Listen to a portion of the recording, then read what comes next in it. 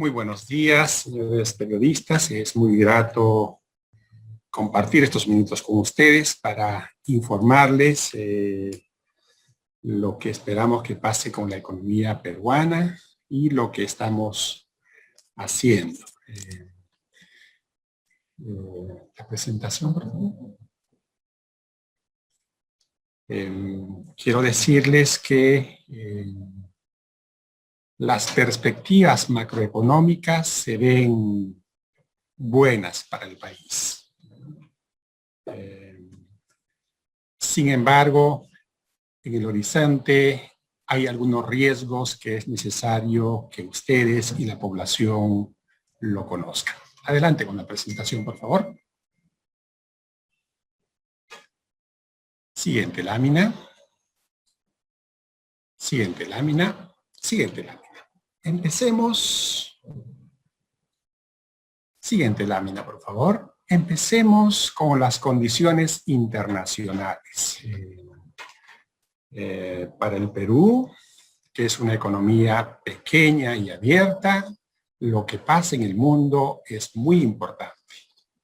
Cuando el mundo está bien, exportamos más a buenos precios, entre otros factores positivos. El mundo aparece bien en este año. El mundo va a crecer en 5.8% en este año. Esa tasa de crecimiento, para verlo en perspectiva, es la tasa de crecimiento más alta del último medio siglo. Pueden ver ustedes en la lámina que en 1973 la economía mundial creció en 6.4%. Por lo tanto, podemos decir que las condiciones internacionales para el Perú y para el mundo emergente van a ser favorables. Siguiente lámina, por favor. Lo otro que hay que destacar es la rápida recuperación de la economía peruana. La economía peruana cayó en 11% el año pasado, la caída más fuerte desde fines de los 80. Sin embargo, este año vamos a recuperar casi todo lo que hemos perdido. Se espera que en este año el PBI peruano crezca en 10%. Siguiente lámina.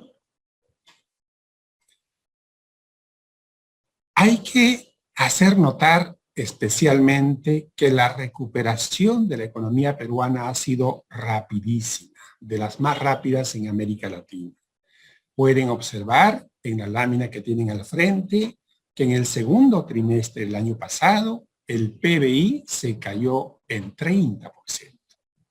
Pocos trimestres después, en este primer trimestre del año 2021, ya el PBI peruano va a tener un crecimiento positivo y en el segundo trimestre debe crecer en alrededor de 35%. Es una recuperación rápida. Siguiente lámina.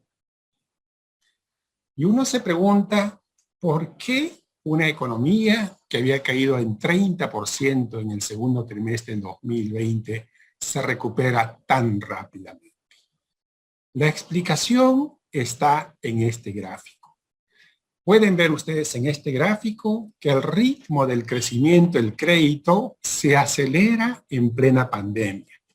Normalmente, en cualquier país del mundo, cuando hay una crisis económica, el crédito también se contrae. Pero lo que pueden ver en esta lámina, señores periodistas, es que en tiempos normales, el 19 fue un año normal, el crédito crecía a un ritmo de alrededor de 6% anual. En plena pandemia, julio, agosto, septiembre y hasta ahora, ese ritmo de crecimiento del crédito se duplica, en algunos casos se triplica respecto a un año normal.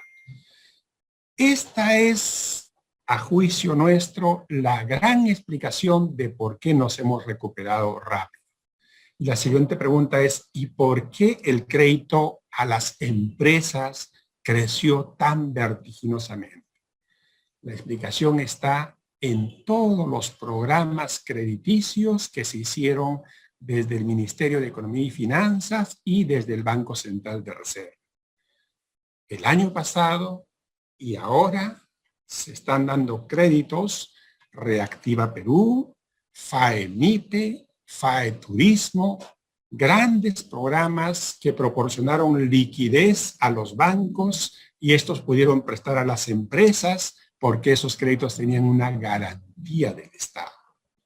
Así se operó en el año 2020 y lo que hemos hecho en el gobierno de transición y emergencia es aumentar estos programas crediticios. Creamos, por ejemplo, PAEMIPE, que es un nuevo programa para las micro y pequeñas empresas. Y como las empresas no se han recuperado del todo, hemos reprogramado los grandes programas de crédito Reactiva Perú y FAEMIPE. Eso explica entonces que las empresas en plena pandemia, al tener capital de trabajo, no han colapsado. Es cierto que a las empresas de algunos sectores no la han pasado bien, pero este crecimiento notable del crédito explica en gran medida que las empresas, microempresas, pequeñas, medianas y grandes han estado protegidas. Y por eso es que cuando se reabre la economía, las empresas están casi íntegras. Eso explica la recuperación rápida de nuestra macroeconomía. Siguiente lámina. Y la otra gran preocupación del Ministerio de Economía y Finanzas ha sido el año pasado y este año financiar todas las necesidades de la salud. Las camas UCI, el oxígeno, el contratar más profesionales de la salud. Todo lo que la salud ha necesitado se lo ha otorgado el Ministerio de Economía y Finanzas gracias a las fortalezas que se obtuvieron en años anteriores. Siguiente lámina. O sea que la economía peruana se está recuperando rápidamente gracias fundamentalmente a los programas de apoyo crediticio con aval estatal. El MEF ha contribuido decisivamente en esos programas y el MEF y el país en realidad, con sus impuestos, ha contribuido a financiar las necesidades de la salud. ¿Cómo estamos relativamente en la región? Siguiente lámina, por favor. No hemos perdido la fuerza. Deben saber ustedes que en las últimas 2 décadas el desempeño macroeconómico peruano ha sido sobresaliente. En el año 2020 fuimos de los que más nos caímos. En el año 2021 vamos a ser los que más crezcamos y en el año 2022 también. O sea que la macroeconomía peruana sigue tan sólida como antes de la pandemia. Siguiente lámina. ¿Cómo van las finanzas públicas? Porque una economía camina bien cuando sus finanzas públicas estén ordenadas. Siguiente lámina. Los ingresos del gobierno general, en el gobierno general están todos los ministerios, todos los municipios, todos los gobiernos regionales. Los ingresos de ese conjunto de actores evidentemente se cayeron fuertemente en el año de la COVID-19, 2020, pero esos ingresos se están recuperando rápidamente. En este año no vamos a alcanzar todavía lo que recaudamos en el 2019, pero estamos cerca de alcanzarlo en el 2022 y ya habremos superado ese nivel. Por lo tanto, la reactivación económica, la recuperación de la economía y las políticas tributarias responsables nos muestran esta recuperación de los ingresos. Y por el lado de los gastos, estamos haciendo la política de las últimas 2 décadas, siendo responsables con los gastos. En el caso de este gobierno de transición, solo estamos financiando o básicamente estamos financiando las necesidades de la salud, la emergencia sanitaria y la compra de vacunas. De tal manera que el gasto público, luego de haber dado un salto en el año 2020, debe empezar a reducir gradualmente en los siguientes años. Siguiente lámina. De tal forma que la variable déficit fiscal, la diferencia que hay entre los gastos y los ingresos, que es una variable que este ministerio y los gestores de las últimas décadas han estado cuidando, siga volviendo al camino que le corresponde. Vean ustedes que en los años normales teníamos déficit de 1, 2%, 3%, y es con la COVID-2020 que nos desplomamos. El déficit fiscal subió a casi 9 puntos del Producto Bruto Interno. Eso está bien por un año. No está bien que eso se repita año a año. Este año, a pesar que estamos financiando la salud, la emergencia y las vacunas, ese déficit fiscal va a bajar y nuestras perspectivas son que ese déficit siga bajando. Siguiente lámina. De tal manera que la deuda pública, que no es otra cosa que el déficit fiscal acumulado, que alcanzará un pico en este año, empezará a descender gradualmente y esperemos que en unos años alcance un nivel que a nosotros nos parece razonable, cercano al 30% del Producto Bruto Interno. Siguiente lámina. Ustedes se preguntarán, ¿y por qué hay que ser súper exigentes con la deuda pública? Hay dos razones sencillas. Fíjense ustedes, en la primera lámina, hacia 1990, la deuda pública del Perú alcanzaba el 89% del Producto Bruto Interno. Luego fue descendiendo y ahorita estamos en 35% a pesar del alza de la COVID-19. En ese año de 1990, cuando la deuda pública alcanzaba el 89% del Producto Bruto Interno, lo que pagábamos de intereses de la deuda pública era 9 puntos del PBI. O sea, el doble de lo que gastamos en inversión pública todo un año. En el año 2019, 20, estos intereses de la deuda se han reducido a 1.6%. 9% menos 1.6 es más o menos 8 puntos del Producto Bruto Interno que le hemos ganado para hacerle un espacio a gastar en otras necesidades que tiene el gobierno. Esa es una ventaja evidente que hay que preservar. Siguiente lámina. La siguiente ventaja también es evidente. La prima a riesgo, que es un indicador de cómo valoran los grandes inversionistas los bonos que emitimos, es de los más bajos en América Latina. Por varios momentos es el más bajo en América Latina. ¿Qué importancia tiene esto? Que cuando nos prestamos plata, cuando emitimos bonos, nos prestamos a las tasas de interés más bajas en América Latina. Tasas de interés más bajas significa pagar menos intereses y tener más espacio para el gasto público. Tasas de interés más bajas del bono soberano contagian a las tasas de interés del sector privado y las tasas de los bancos también descienden. Esa es la ventaja de ser responsable fiscalmente. Siguiente lámina. Bueno, pero esta historia que les he contado es una historia más o menos conocida. Es la historia de las últimas 2 décadas, donde la economía crece, la inflación baja, la deuda baja, prima riesgo bajo. Pero esta pandemia nos ha enseñado que la macroeconomía no lo es todo. La macroeconomía, por supuesto que ayuda, porque si la macroeconomía no va bien, no hay crecimiento, no hay recaudación y no hay manera humana de hacer un gasto público importante. Siguiente lámina.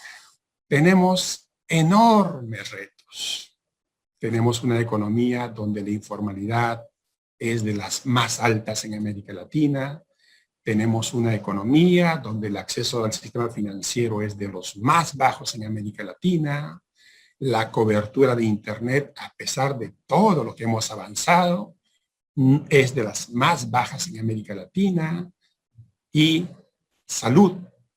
número de camas hospitalarias por cada 1000 habitantes, de los más bajos en América Latina. O sea, la macro ha estado bien, no hemos estado trabajando bien en la asignación de recursos, en la microeconomía, y ese es un reto enorme para las siguientes administraciones. Siguiente lámina. ¿Cuáles son los riesgos hacia adelante? Hay riesgos políticos, siempre lo ha habido, no vamos a hablar mucho de eso, pero hay riesgos que están muy cercanos a nuestro quehacer como gobierno. Empecemos con el tema de la pandemia y lo que estamos haciendo para revertirla. Siguiente lámina, por favor. Esta es una lámina dolorosísima. Es una lámina donde nos muestra que en el Perú, por la pandemia, han fallecido alrededor de 176.590 personas. Esta es una medida tomando en cuenta el exceso de fallecidos, que es una proxy de los muertos por la COVID. El gráfico nos dice también que estamos en una segunda ola que es mucho más fuerte que la primera ola. En términos de pandemia, entonces la estamos pasando mal. Hay indicios de que estaría reduciéndose, pero mejor no especulemos. El caso es que tenemos un montón de fallecidos. Si lo ponemos por millón de habitantes, es el número de fallecidos por millón de habitantes más alto del mundo. Está en un nivel pico todavía preocupante, entonces ese es un gran problema. Tenemos algunas esperanzas. Siguiente lámina. Esta es una información que nos da muchas esperanzas. La línea gris es la evolución de la mortalidad de la población en general. Como pueden ver, es una línea que está ascendente. La línea roja es la línea de mortalidad de los médicos. ¿Y por qué ponemos a los médicos? Porque fueron los primeros en ser vacunados. Ya todos recibieron la segunda dosis, entonces ya la vacuna está surtiendo sus efectos. ¿Qué se ve en el gráfico? Que la mortalidad de los médicos ha descendido abruptamente. ¿Qué quiere decir eso? Que la vacuna protege, que la vacuna evita que vayas al hospital, evita que vayas a la cama COVID, evitas que vayas al UCI. Está probado por la ciencia y por la información que tenemos en este momento. Siguiente lámina.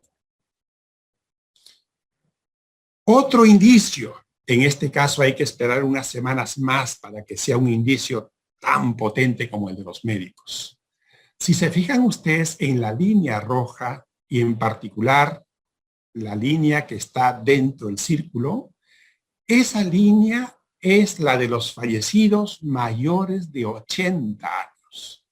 A pesar que la vacunación es reciente, porque anteriormente se habían vacunado grupos pequeños de mayores de 80 años, a pesar de eso, esa línea que se desploma en las últimas semanas es una línea que nos llena de esperanza, porque conforme vacunemos a los de 80 años para arriba, esa línea se desplomará.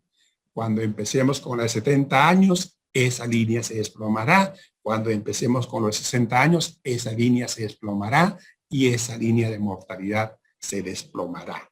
Esperemos que así sea en el futuro próximo. Siguiente lámina.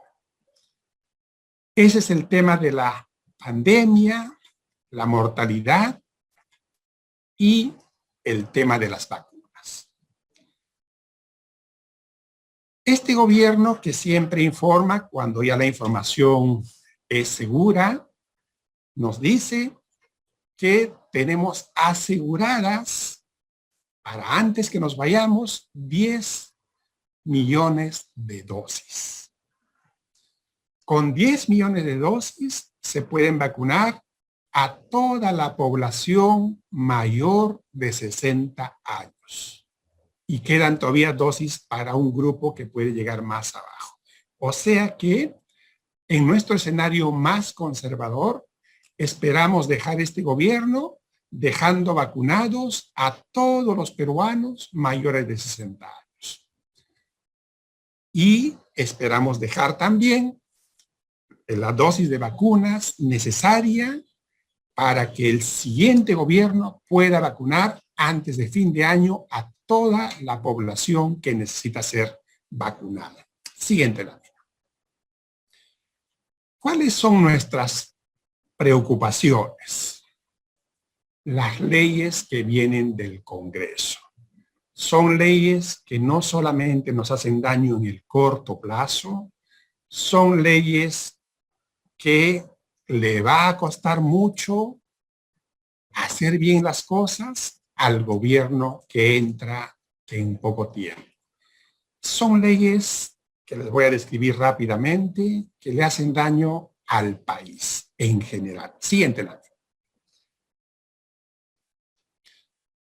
Algunas leyes, por ejemplo, parecen bien intencionadas, ¿no? Por ejemplo, otorguemos el 6% del Producto Bruto Interno a la educación. También hay una ley en el Congreso que está buscando otorgarle 6% del Producto Bruto Interno a la salud. Entonces, imaginemos que le damos 6% a educación y le damos 6% a la salud. A la persona común y corriente, no letrada, parece interesante.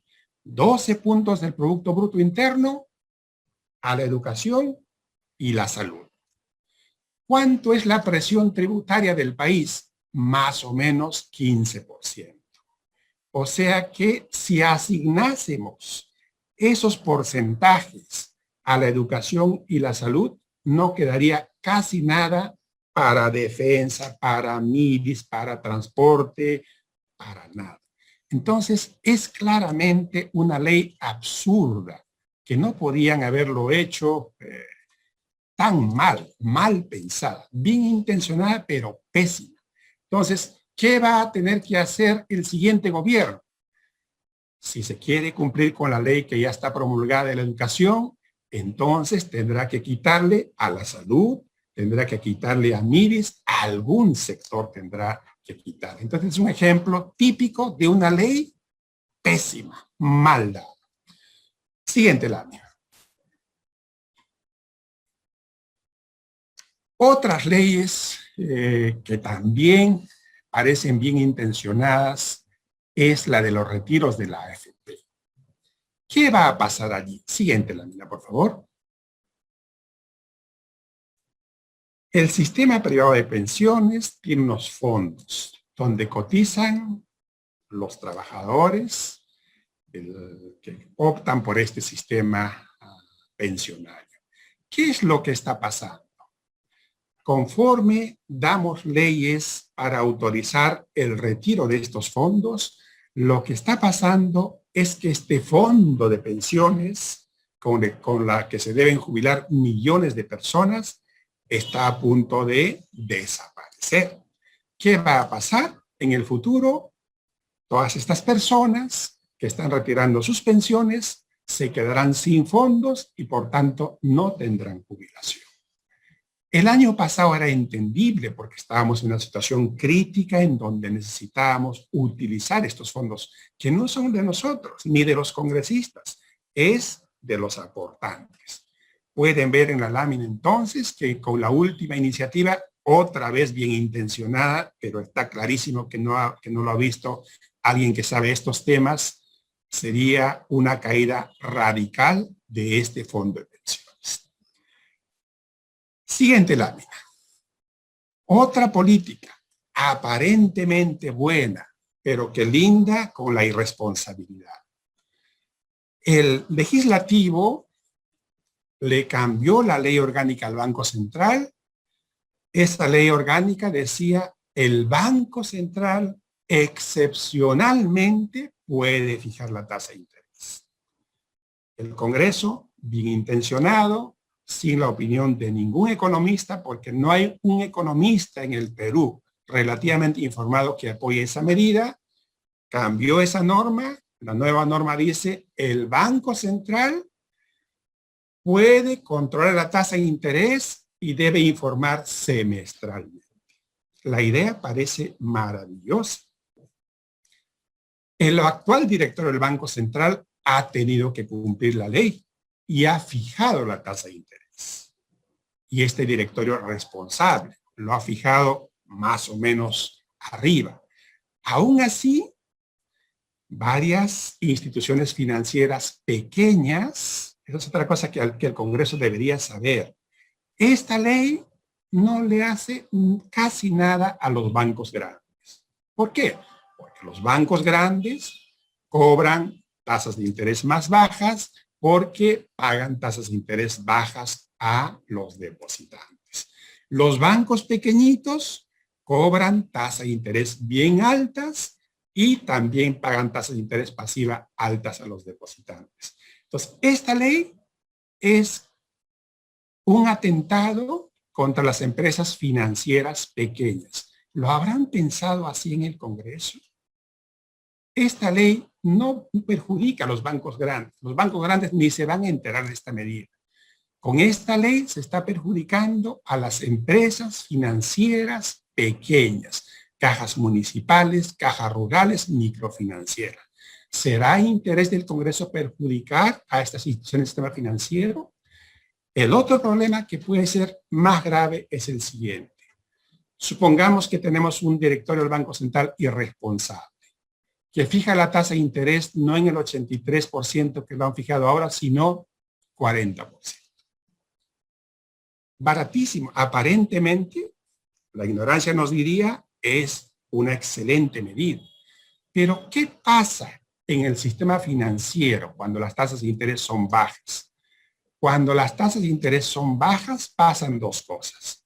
Por un lado, mucha gente quiere prestarse plata, porque el crédito se ha abaratado, y pocas instituciones financieras quieren prestar plata, porque ya no es negocio prestar.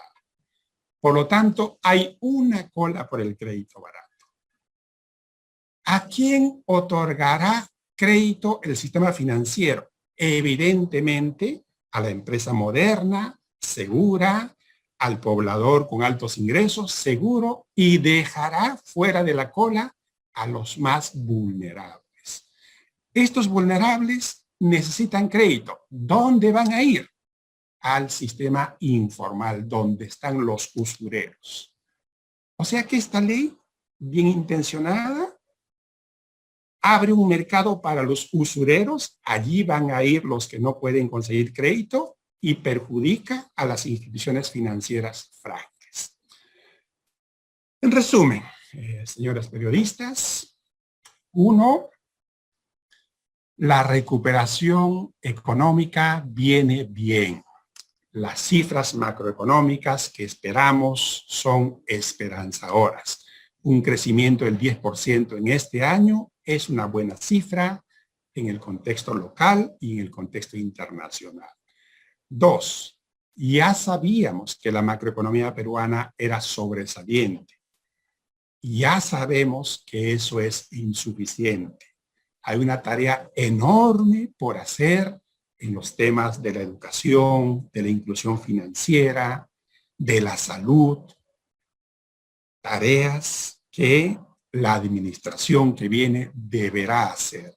Pero esa administración no podrá hacer esas tareas, solo podría soñar con esas tareas si no hubiesen los recursos económicos. Los recursos económicos provienen del crecimiento económico, porque es el crecimiento económico que permite dar trabajo a la gente, esa gente paga impuestos, el crecimiento económico permite que las empresas tengan utilidades y paguen impuestos, el crecimiento económico permite recaudar más y el Estado tiene más para gastar.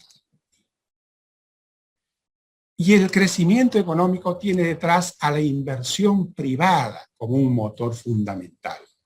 Y la inversión privada en este país, en China o en cualquier parte del mundo, depende de que el país ofrezca un medio ambiente apropiado para la inversión. ¿Qué es medio ambiente apropiado? Uno que sea amigable con la inversión privada. Tercer punto, la pandemia está en uno de sus peores momentos. Sin embargo, parece que hay una luz al final del túnel. El inicio de la vacunación ha permitido mostrar, por ejemplo, que nuestros médicos ya no están terminando en una cama UCI. La vacuna es efectiva. Los primeros indicios nos muestran que nuestros ancianos ya no van a ir en el cortísimo plazo a un hospital o a una cama UCI. Ya tiene asegurado este gobierno de transición y emergencia 10 millones de dosis de vacunas, un poco más en realidad, para vacunar por lo menos a todos los peruanos mayores de 60 años. Un vacunado es uno menos que va a la cama UCI, es uno menos que va al hospital y es uno que contagia menos. Eso es lo que aprobó la vacuna. Por lo tanto, la vacuna nos da mucha esperanza. Cuarto, último punto, especialmente dirigido al Congreso y a los futuros congresistas. Las leyes que se han dado en el último año y medio han sido malísimas, no para el Ministerio de Economía y Finanzas, sino para la población. Leyes aparentemente bien intencionadas, como el caso de la ley de usura, que beneficia a los usureros y perjudica a las microfinancieras o cajas, son gravísimas. Y el siguiente gobierno va a sufrir las consecuencias de estas leyes mal diseñadas, mal pensadas y publicadas por insistencia. En la medida de nuestras posibilidades, desde el Ministerio de Economía y Finanzas, hemos observado estas malas leyes, nos hemos ido al TC, hemos ganado varias batallas y adelante también tenemos varias batallas. Vamos a irnos al TC por el tema de las tasas de interés, nos vamos al TC por el tema de las CAS, nos vamos al Tribunal Constitucional por el tema de FONAVI y por las leyes de ese tipo que sigan viniendo, porque de esta manera el Perú no podrá crecer ordenadamente en el futuro. Muchísimas gracias y listo para sus preguntas. Muchas gracias, ministro, por la presentación. Vamos a continuar con la ronda de preguntas de los periodistas. Es importante mencionar que previamente se ha realizado un sorteo entre los medios de comunicación que confirmaron su participación en esta conferencia de prensa para poder atender 7 preguntas. Así que comenzamos con la República. Le damos la palabra a Carlos de Sombras. Por favor, encender la cámara y el audio. Sí, ¿cómo están? Buenos días. ¿Todo bien con el audio? Bueno, en primer lugar, gracias, ministro, gracias al equipo del MEF por esta oportunidad de conocer las proyecciones. Yo quería puntualmente preguntarle algunas cosas al ministro, en particular, si nos podría detallar los componentes de la recuperación económica de este año, o si se debe ese 10% solamente a un efecto estadístico. Sumado a eso, y es un tema que se pregunta la mayor parte de la población, es ¿cuándo se van a recuperar los niveles de empleo adecuado y de ingresos, ¿no? O sea, ¿cuándo vamos a tener esos niveles prepandemia, que es lo que prevé el MEF por ese lado? Y a propósito de lo que usted menciona, ministro, sobre las leyes del Congreso, hace 3 meses, luego de la anulación de la ley de devolución de ONP, usted anunció que se otorgaría pensiones proporcionales a los afiliados que no llegaron a estos 20 años de aporte.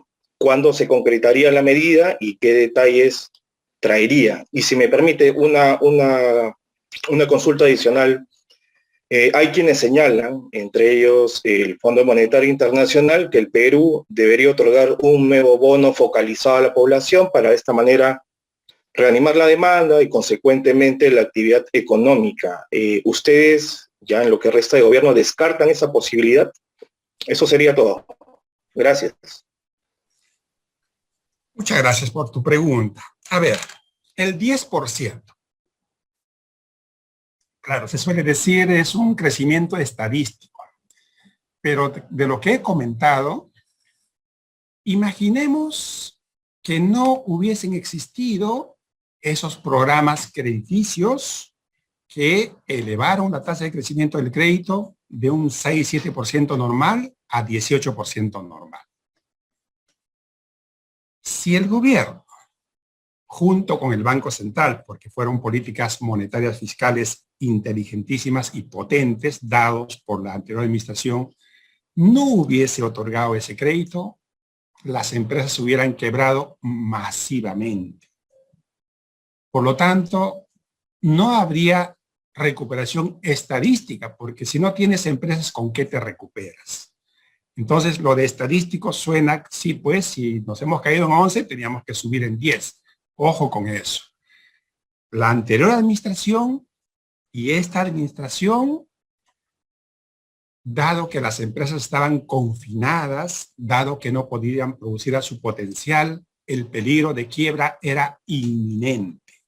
Se le proporcionó más de 10% del Producto Bruto Interno de capital de trabajo para que estas empresas no quiebren. Entonces, este 10% tiene como principal variable explicativa el tratamiento que se le dio a las empresas el año pasado y el tratamiento que se le está dando a las empresas en este año. Esa política crediticia está protegiendo especialmente a las empresas pequeñas y medianas. Entonces, no es estadístico. Digamos, si no se hubiera hecho esa política de las más potentes en el mundo, no estaríamos hablando de 10%. Estaríamos hablando de una tasa de crecimiento mucho mayor. Segundo tema, con respecto a tu pregunta, los sectores que se están recuperando más, curiosamente, son los sectores no primarios, esos que generan bastante empleo. La recuperación es prometedora. Sin embargo, tiene usted razón que el tema del empleo y los ingresos están lejos de haber sido resueltos. Y en realidad es una característica habitual, ¿no? Cuando hay un problema, el producto se cae primerito y luego se cae el empleo. Cuando hay una recuperación, el producto se recupera antes y el empleo demora en recuperarse. Nuestras cifras en rojo están todavía, nuestras cifras de empleo están en rojo. Y rojo, un rojo fuerte. ¿Por qué? Porque la economía no está todavía recuperándose. El primer trimestre ha sido un trimestre muy modesto, en parte afectado por la semi-cuarentena de febrero. ¿Qué podemos esperar? No hay manera humana de que el empleo se recupere sin una recuperación sostenida de la producción. No hay otra manera. Hay pequeños programas de alivio que se pueden dar, de hecho lo estamos haciendo a través de Trabaja Perú, pero eso es macroeconómicamente pequeño. La gran recuperación va a venir con esta gran recuperación del Producto Bruto Interno. No se ha ideado en el mundo otra manera de que el empleo y los ingresos se recuperen. Hay que propiciar una recuperación, ojalá más rápida, de la producción. Sobre el tema de las pensiones, efectivamente, en algún momento planteamos esa posibilidad. Sin embargo, en aras de la verdad, debemos decir que la coyuntura nos ha ganado, la segunda ola nos ha ganado, el MEF, a pesar que no es su función, ha estado colaborando activamente en todo lo que tiene que ver con la salud, la emergencia y las vacunas. Así que este tema lo hemos corrido, esperamos discutirlo antes de dejar esta administración. Respecto al Fondo Monetario Internacional,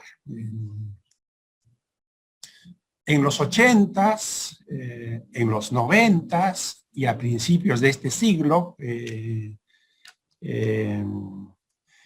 el Perú tenía una relación muy estrecha, pero asimétrica con el Fondo Monetario Internacional.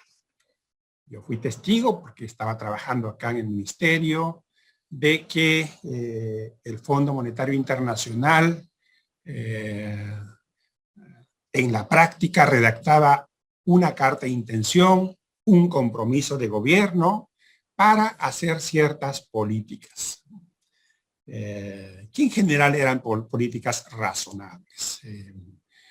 Esa dependencia en el Perú se terminó hacia el 2005, 2006. Yo fui testigo de una de las firmas de una de las últimas cartas de intención, en el que su contenido era bien sencillo, era casi un protocolo de cumplimiento.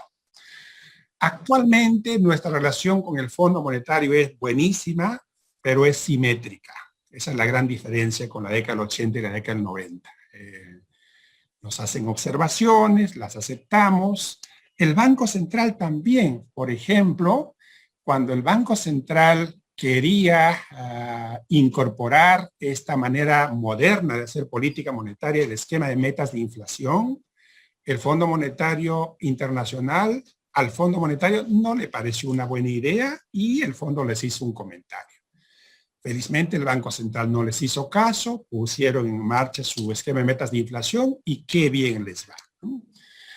Todos los años en los comentarios que el fondo le hace al Banco Central dicen, dejen flotar más un poco más el tipo de cambio, todos los años.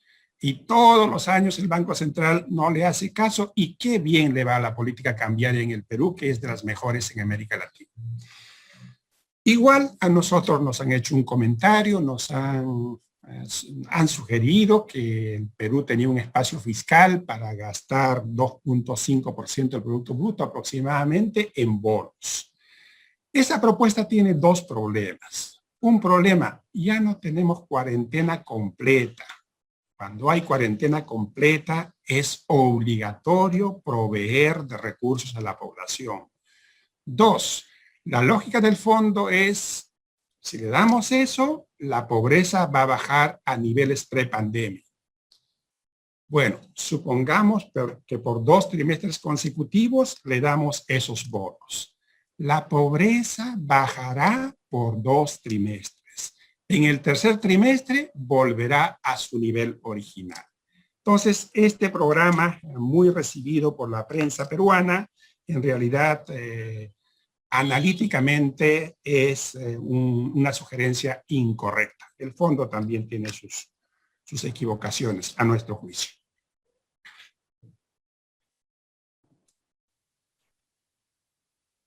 Continuamos con la siguiente pregunta de Perú 21, Fabiana Sánchez. Sí, buenos días. Gracias por la conferencia.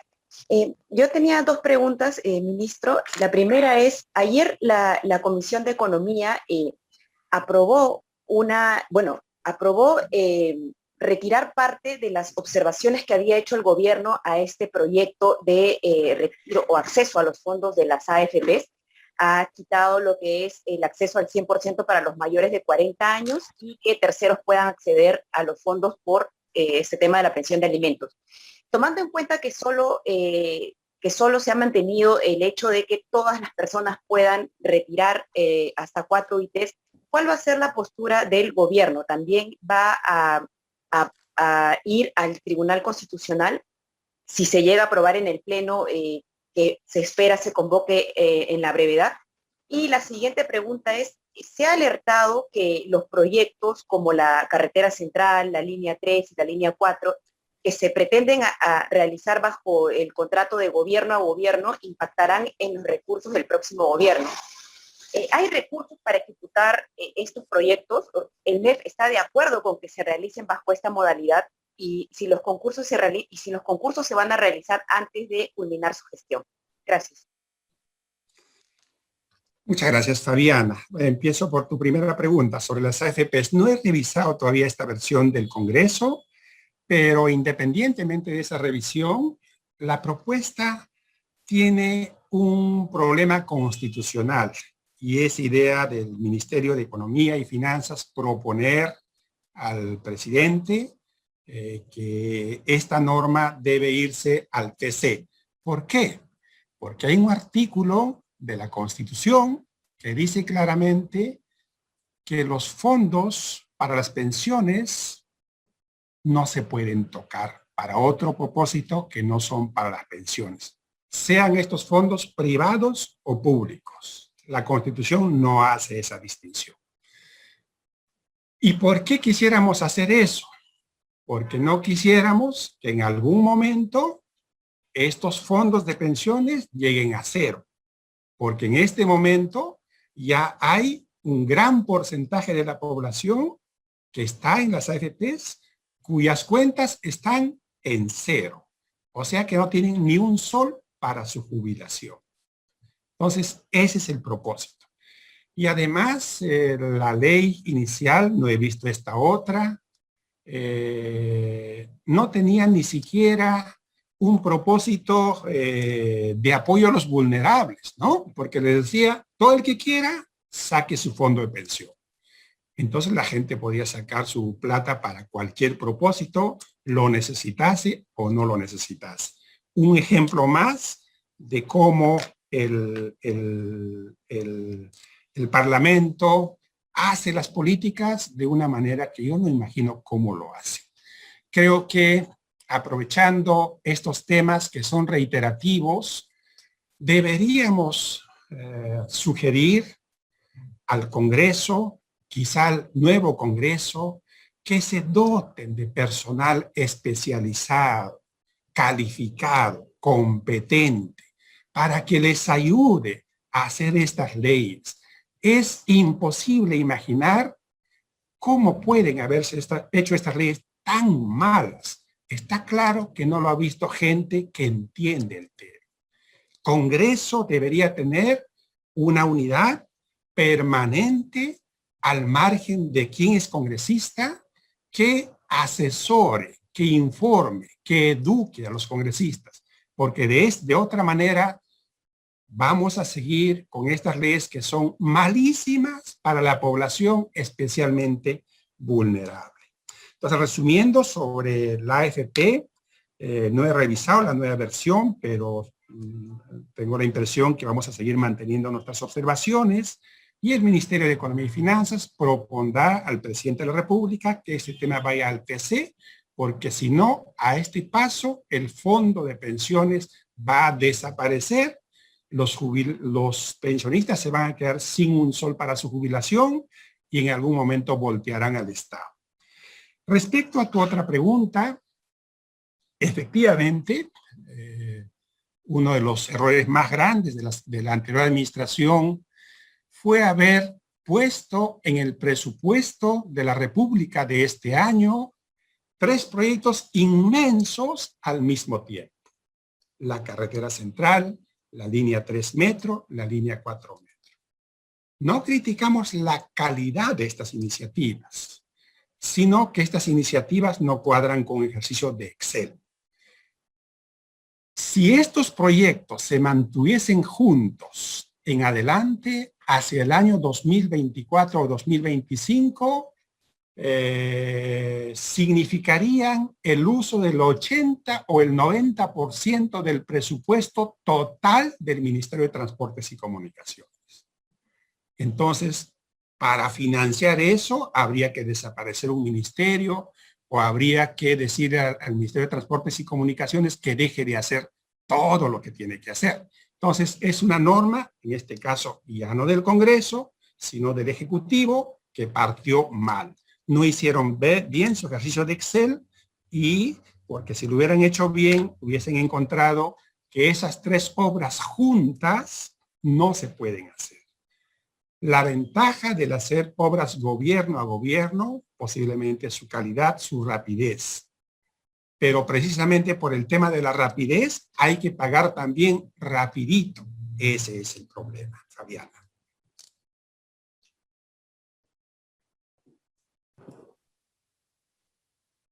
Continuamos ahora con Expreso. Le damos la palabra a José Manuel Carmen Morán. Buenos días, muchas gracias por la conferencia. Yo tenía, un par de preguntas. La primera era respecto a la reactivación laboral y la reactivación económica, se ha mencionado justamente que el tema laboral está en rojo y se ha cuestionado también la vacunación que se viene dando porque de una u otra forma no se está priorizando tampoco a la población que de una u otra forma permitiría la reactivación económica, que es la población de 18 a 59 años. ¿Qué tipo de impacto tendrá en la reactivación económica o la demora que se está realizando en la vacunación de estas personas justamente de 18 a 59 años que pueden laborar?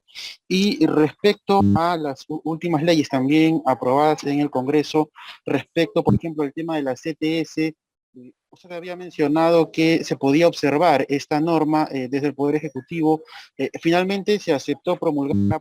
¿Por qué hubo, digamos, ese cambio de posición desde el Poder Ejecutivo y qué tanto puede impactar en la economía el tema del retiro de la CTS para los trabajadores y también el tema del FONAVI, que de una u otra forma ya ha sido publicado, ya es ley y se tiene que cumplir, ¿no? Muchas gracias. Muchas gracias, José Carmen. Respecto a la vacunación, hay un protocolo, pero uno de los criterios, sobre todo en un país como el Perú, en donde está en el pico de la pandemia, es la rapidez de la vacunación. Una cosa es vacunar un lote de vacunas en una semana y otra cosa bien distinta es vacunarlo en 2 meses. Para vacunar rápido hay que tomar decisiones macroeconómicas, prácticas. Y el Ministerio de Salud y el gobierno ya tiene un protocolo. ¿Cuál es el requisito? El DNI. Primero, los de 80 para arriba, ahorita ya están los de 70 para arriba, y después los de 60 para arriba. ¿Por qué esta población? Porque es la más vulnerable, es la que está ocupando camas UCI, ¿ya? Esa es la idea. Y efectivamente, los jóvenes se vacunarán al final. Si tuviésemos suficientes vacunas, bajaríamos más abajo. El Ministerio de Salud también está pensando en organizar la vacunación de las personas que no califiquen por el DNI, pero que tengan enfermedades que pueden poner en peligro su vida, ¿no? Pero ese es un tema del Ministerio de Salud. Entonces, sería deseable desde el punto de vista productivo, tal como tú lo sugieres, una sugerencia interesante, vacunar a los jovencitos porque ellos son los que están trabajando, ¿no? Pero en este tema hay un tema ético de protección a los más vulnerables, y los más vulnerables son la gente mayor. En el tema de la CTS hemos cumplido la institucionalidad que tiene el gobierno. El Ministerio de Economía propone observarlo y es decisión del gobierno, del presidente, si hace caso o no de esa observación. El ministro de Economía es respetuoso de los procedimientos. En el caso del FONAVI, el Ministerio de Economía va a proponer también no solamente la observación, que ya me parece que ya es por insistencia, sino va a proponer que este tema se vaya también al Tribunal Constitucional, por una razón elemental. Yo creo que el tribunal lo va a decidir, o sea, no tiene que estudiarlo mucho. El Congreso no tiene iniciativa de gasto. Si no mandásemos esta ley del FONAVI al Tribunal Constitucional, si hiciéramos caso de esta ley, el siguiente gobierno no tendría plata para hacer nada y se dedicaría a pagar al FONAVI. Otra vez, falta de un ejercicio Excel. No cuadran los números, son números gigantescos. Otra vez, la necesidad del Congreso de dotarse de un personal técnico que evalúe la calidad de las leyes.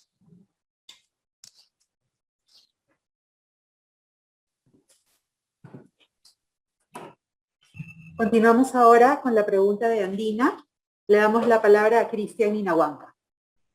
Buenos días, señor ministro, y con todos los compañeros, colegas. Señor ministro, una primera pregunta. Vemos que la necesidad de recursos es una constante en su exposición. Entonces, ¿qué se debería hacer ahí para aumentar la recaudación?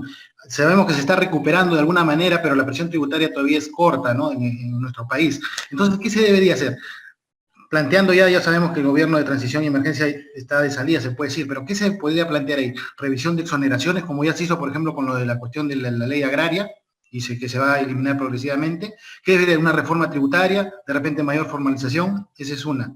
Y la otra, señor ministro, bueno, estamos en una nueva normalidad, ¿no? Y el plan de competitividad que se planteó fue antes de todo esto. ¿Usted cree que debería hacerse una actualización de ese plan? Gracias. Muchas gracias, Cristian. Sobre la presión tributaria, allí tengo la ventaja de haber estado en este ministerio en los primeros años de este siglo y estar nuevamente acá y haber estado estudiando también el tema. No es una tarea sencilla, ¿no? Cuando uno escucha propuestas de que vamos a subir en 3 o 4 puntos del PBI la presión tributaria, uno lo que hace es sonreírse, porque eso no es realista.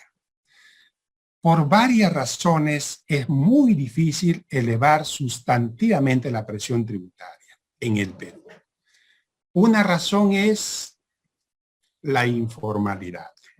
En realidad, prácticamente solo el 30% de las empresas pagan impuestos, el resto paga muy poco. Entonces, con esa enorme cantidad de empresas en la informalidad y de trabajadores en la informalidad, es muy complicado tener una presión tributaria como la que tienen nuestros vecinos. Nuestra presión tributaria es de las más bajas en América Latina. Una tarea en la que este ministerio ha estado avanzando sigilosamente es generar las condiciones para empezar a capturar la evasión y la elusión, que no depende de la tasa impositiva, que nuestras tasas impositivas son normales, están en el estándar. Pero, ¿cómo avanzas en esto, no? Este rollo de vamos a elevar la base tributaria. La manera es conociendo a los contribuyentes, acercándose a ellos, a los contribuyentes que están pagando, a los que podrían pagar. Entonces, normas como la antielusiva o normas que permiten que la SUNAT acceda a la información de los bancos, el secreto bancario que tanto revuelo causó, son las cosas que hay que hacer para ampliar la base tributaria. Pero eso no nos va a dar 4 puntos del PBI, pero nos pueden dar puntos interesantes, ¿no? Y quizá el otro terreno donde podríamos avanzar, que sería un terreno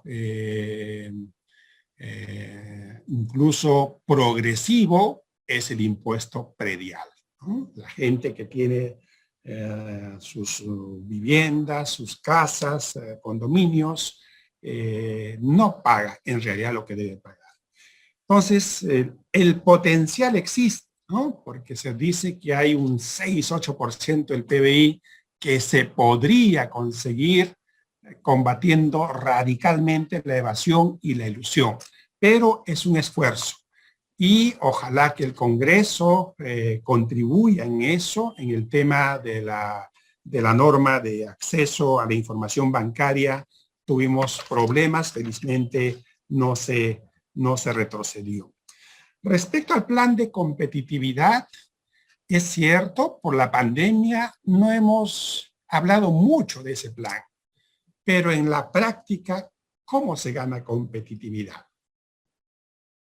Con un buen desempeño macroeconómico, con un banco central que hace bien su política monetaria, con un Ministerio de Economía y Finanzas que hace bien su trabajo fiscal, que es resguardar los recursos públicos y hacer que la deuda pública sea baja, apoyando las iniciativas de las grandes empresas que invierten en el Perú, apoyando a través de las mesas ejecutivas para destrabar problemas que tenga el sector privado. De hecho, lo estamos haciendo.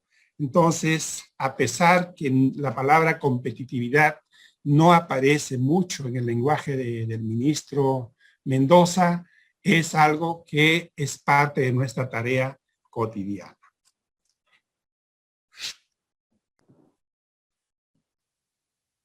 Continuamos ahora con la pregunta de Latina. Le damos la palabra a Margarita Félix. ¿Qué tal? Buenos días, ministro. No sé si me escucha bien. Perfecto. ¿Qué tal? Buenos días, ministro. Sí, quería preguntarle, ¿no? Independientemente, pues, del presidente que salga elegido, estamos a puertas, ¿no?, de un nuevo gobernante, ¿qué temas van a ser prioritarios o qué temas deberían ser prioritarios en el Ministerio de Economía para que haya una continuidad, ¿no? Es decir, para saber un poco la ruta económica que tiene que seguir el Perú. Y lo otro es que también en estas últimas semanas, pues, ha habido bastante preocupación en los peruanos por el incremento del dólar. ¿Cómo explicarle a los peruanos este incremento? ¿Es positivo, es negativo? ¿Está relacionado mucho con el tema electoral? ¿Qué nos podría decir de eso? Gracias. Gracias, Margarita. Yo creo que el gobierno, este gobierno y los anteriores, felizmente han hecho muy bien la tarea de la política monetaria y la política fiscal. Somos un país en donde la inflación a nadie le preocupa, porque ya sabemos que en los últimos 20 años ha sido 2% al año y en los próximos 20 años va a ser igual. Ya no nos preocupa. Somos un país que ha logrado reducir las tasas de interés a lo largo del tiempo. Quisiéramos que se reduzcan más.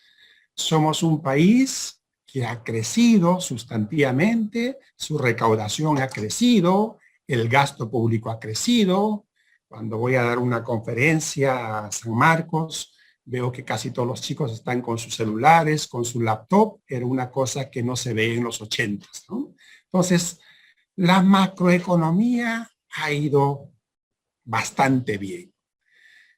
Esa macroeconomía es la que provee de recursos. Recursos lo hemos tenido.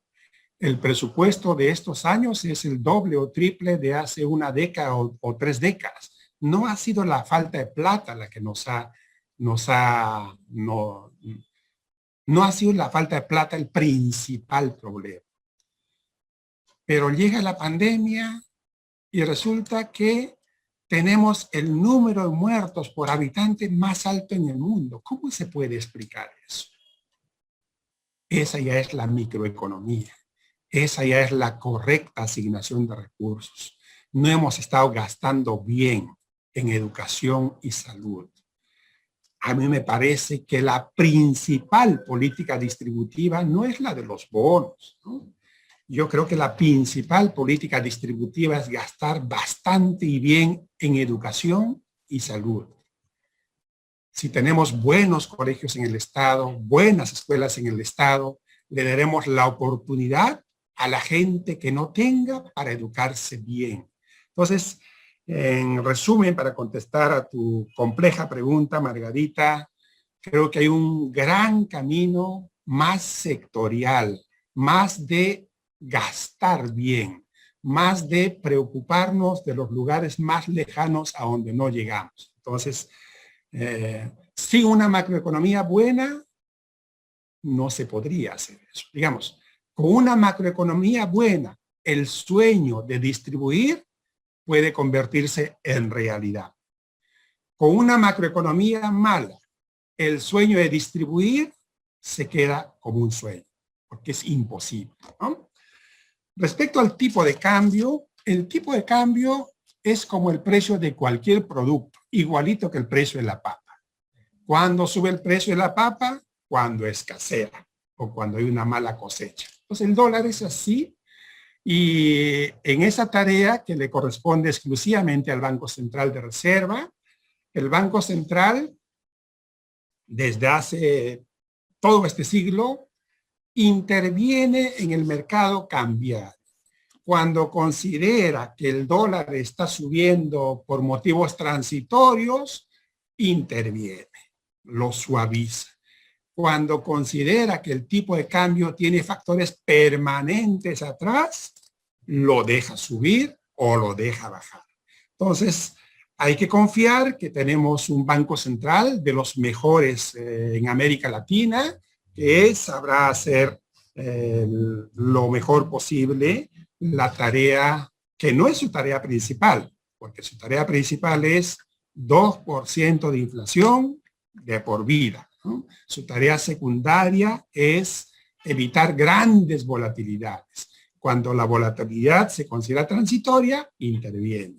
Cuando la volatilidad refleja un fenómeno permanente, lo deja subir. Entonces el Banco Central tiene un presidente lúcido y un directorio con miembros muy inteligentes, así que harán el mejor trabajo posible.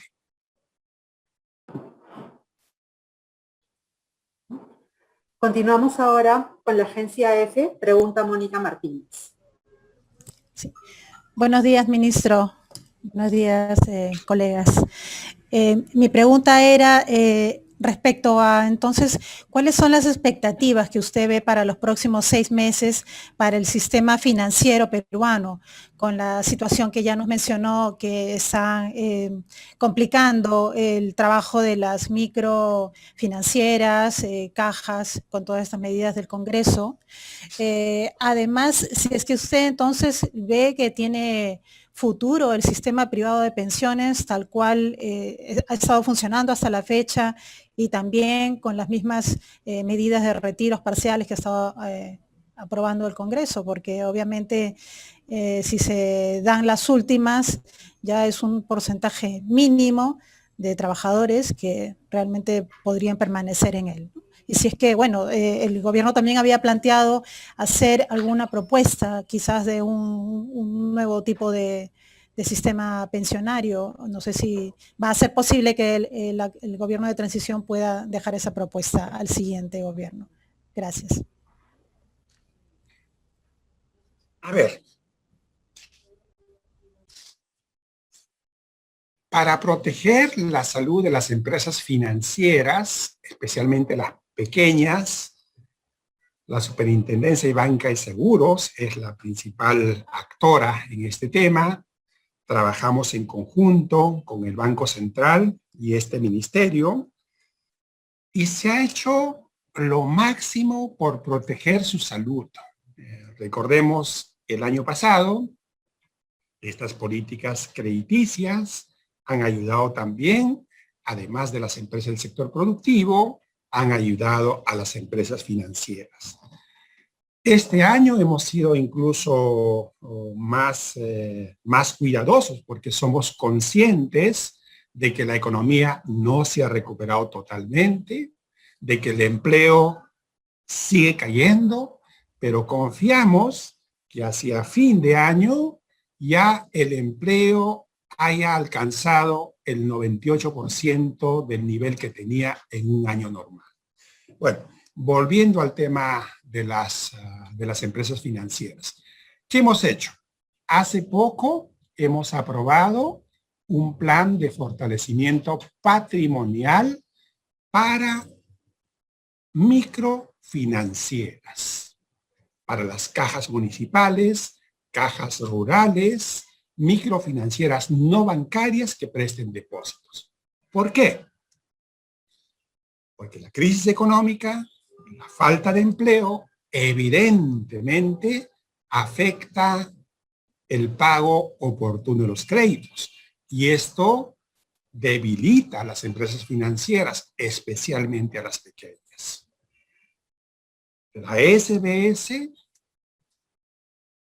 ha propuesto, y el MEF lo ha propuesto en un Consejo de Ministros, y ha salido un decreto de urgencia, que es como un paraguas, como un extinguidor de incendios potente. En caso de que haya un incendio, en caso de que haya un problema, hay un programa de fortalecimiento patrimonial. El Estado incorporará capital en cajas municipales, en cajas rurales, transitoriamente, en la eventualidad de que éstas tengan algún problema. Entonces, por ese lado hay que estar tranquilos. Y el crédito de consumo, que era un crédito que nos preocupaba, por ejemplo, gracias a la recuperación macroeconómica, está recuperándose rápidamente. En suma, la salud del sistema financiero sigue siendo buenísima y conforme la salud de la economía se recupere, hacia fin de año tendremos un sistema bancario que esté tan fuerte como el que teníamos en el año 2019. Respecto a las AFPs, en una respuesta anterior decía que el Ministerio de Economía y Finanzas iba a proponer, observar, mejor dicho, enviar una propuesta al Tribunal Constitucional para que declare inconstitucional esta norma. Porque si no se hace eso, congresos irresponsables en el futuro, pensando hacerle bien a la gente, pueden hacer desaparecer este fondo de pensiones y un grupo grande de personas podrían quedarse sin pensión. La idea de proponer una nueva ley de pensiones es una idea que excede a esta administración. En parte porque a veces no se entiende un razonamiento de matemática actuarial. La única manera como una población puede acceder a una pensión digna en el futuro es ahorrando. No hay otra manera. O ahorrando en el sistema público o ahorrando en el sistema privado. Si no ahorramos lo suficiente, nuestras pensiones nunca podrán ser dignas, ¿no? Entonces, a veces se suele esquivar este problema y voltear al Estado. Bueno, ya que yo no ahorro, que el Estado me dé mi pensión. Esa es una manera absolutamente irresponsable, porque el Estado no tiene que atender solamente las pensiones, tiene que atender la educación, la emergencia, las carreteras, los caminos. Las personas deberían ahorrar. Entonces, ningún sistema de pensiones da pensiones razonables si la gente no ahorra. Entonces, mientras no nos convenzamos de eso, van a seguir apareciendo propuestas de sistema integral de pensiones, que de integral tiene solo el nombre, porque no tienen financiamiento.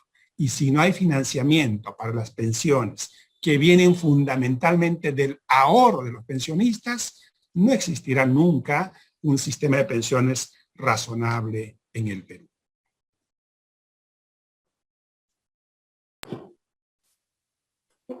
Pasamos a la última pregunta de Ojo Público. Le damos la palabra a Elizabeth Salazar. ¿Qué tal? Buenos días, ministro, a todos. Muchas gracias por la conferencia.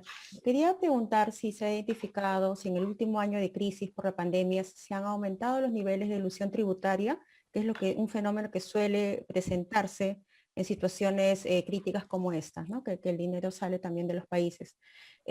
También quería saber, bueno, y usted ya ha explicado un poco más los indicadores o proyecciones de desempleo y desigualdad que va a asumir el próximo gobierno. Creo que también eso es importante, así como conocer los datos de recuperación financiera que usted ha expuesto. Y por último, ¿cómo está quedando la cartera de inversión minera, sobre todo la del cobre, dado que los precios de este mineral están favoreciendo una mayor recaudación y también explotación del mismo? Gracias.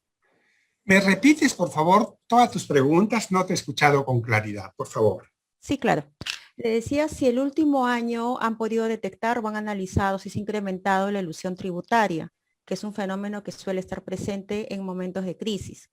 Lo otro era saber si había mayores indicadores de desempleo y desigualdad para saber cómo va a asumir el próximo gobierno este problema o cómo se está quedando. Y el otro era cuál es la cartera de inversión minera que está dejando este gobierno, sobre todo en proyectos de cobre, dado que el precio de este mineral a nivel internacional pues va a favorecerlo, ¿no? Gracias. A ver, voy a contestar el tema del desempleo y la desigualdad y luego voy a dejarle a Alex Contreras, el jefe del área de macroeconomía del ministerio, para que responda a las otras preguntas. El desempleo en un país como el Perú no es un buen indicador. ¿Por qué?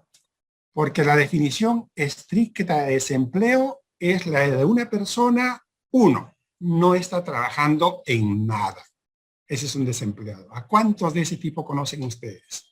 Dos, está buscando activamente un trabajo.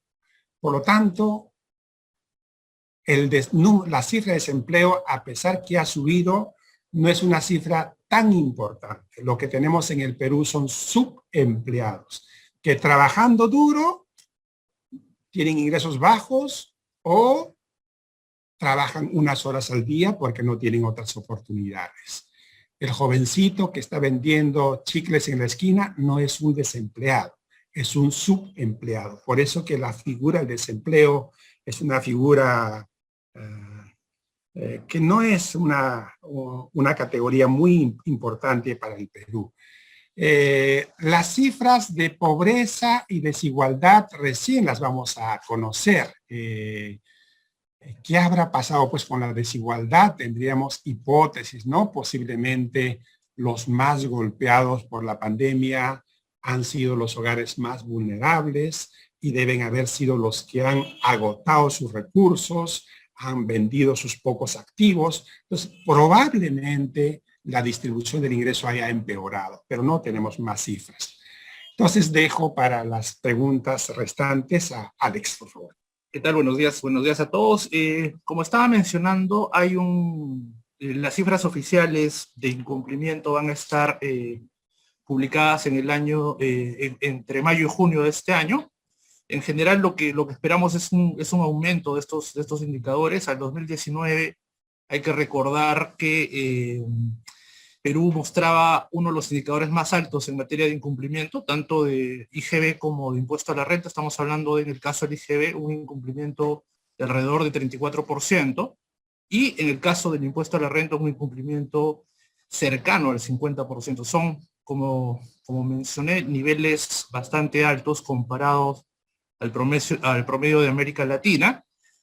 Como tendencia al periodo previo a la pandemia, es que dadas las medidas que se tomaron para fortalecer a la SUNAT, este incumplimiento venía moderándose. Eso por un lado. Y en lo que respecta a la inversión minera, sí va a haber una recuperación importante este año. En el informe de actualización de proyecciones macroeconómicas estamos esperando un crecimiento de alrededor de 22%. Como saben, hay proyectos importantes que están en marcha, y eso va a ser, digamos, uno de los drivers importantes en la recuperación hacia el año 21. Del 2022 hacia adelante, sí, proyectos mineros importantes, mencionaría básicamente Yanacocha Sulfuros, que es el proyecto más grande. Me parece que también Zafranal y algunos proyectos adicionales que van a ayudar a sostener estos flujos de inversión.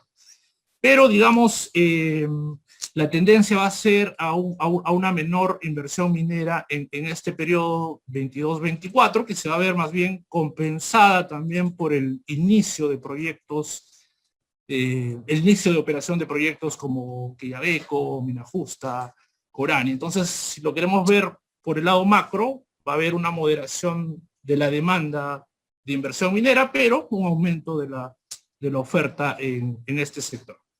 Gracias.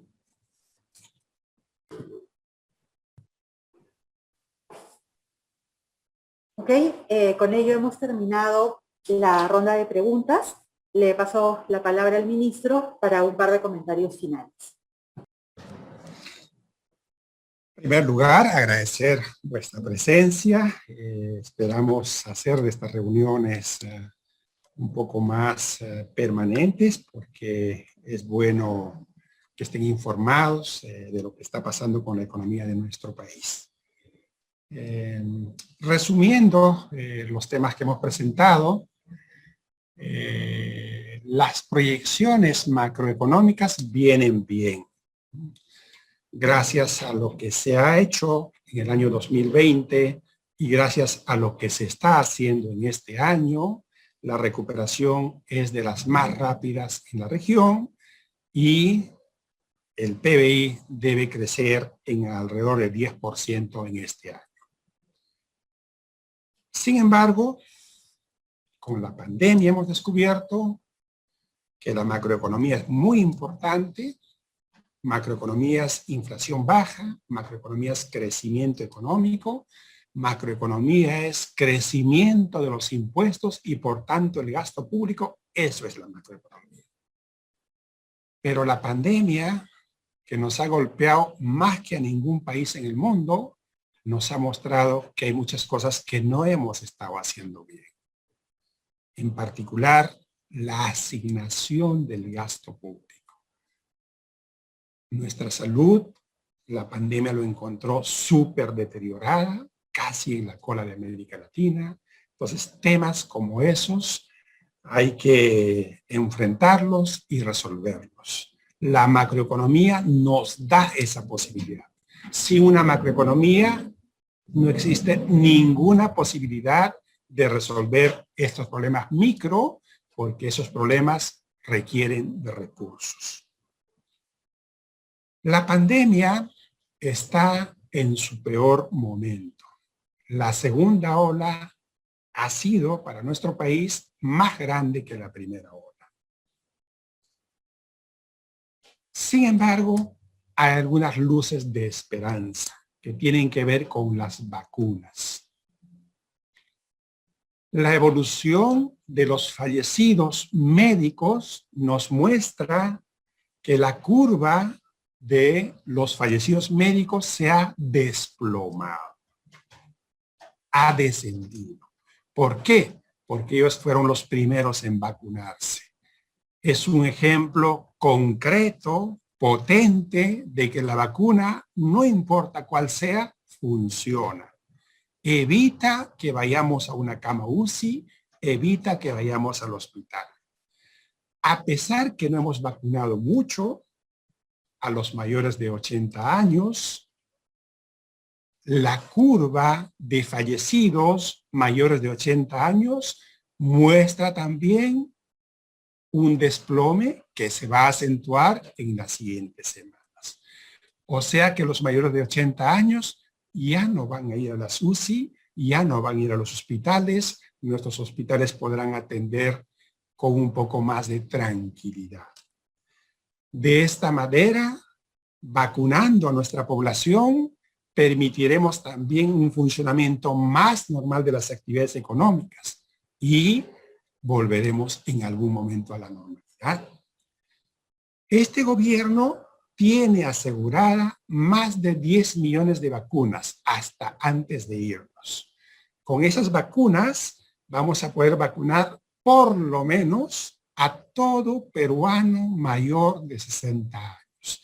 Eso nos da mucha esperanza y es la manera correcta y completa de protegernos contra la pandemia. Nos preocupan las leyes del Congreso. Hace ya bastante tiempo casi no sale una buena ley del Congreso. Todas son o generadoras de gasto público. Si no observásemos todas esas leyes, no habría presupuesto en Brasil que aguante financiarlas.